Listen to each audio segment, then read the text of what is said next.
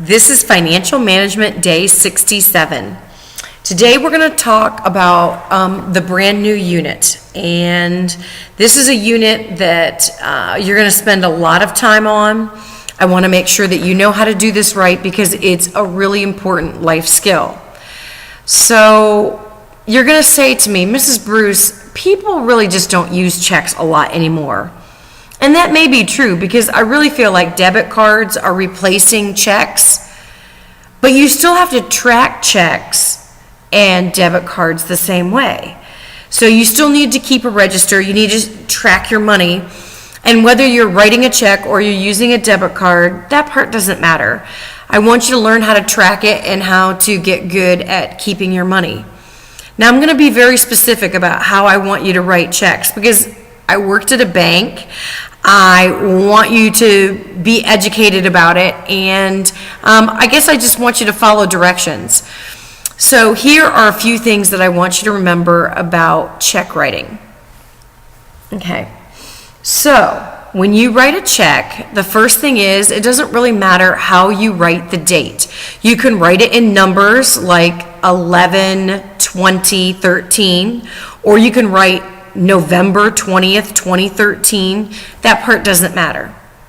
Make sure that when you write the payee's name that you spell it correctly. And if you don't know how to spell somebody's name, ask them.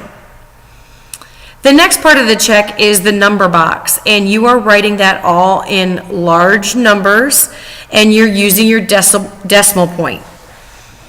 When you write on the line, you are actually spelling out in words what's numerically in the box.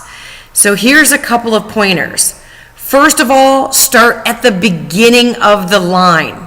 Don't start midway through the line. Go all the way to the left and start on the left. Capitalize. No, it's not a sentence, but it needs to be capitalized. All numbers between 21 and 99, excluding the even tens, have to be hyphenated. So when you spell the word 21, it's 20 hyphen 1. Or when you spell the word 78, it's 70 hyphen 8. The word and represents the decimal point.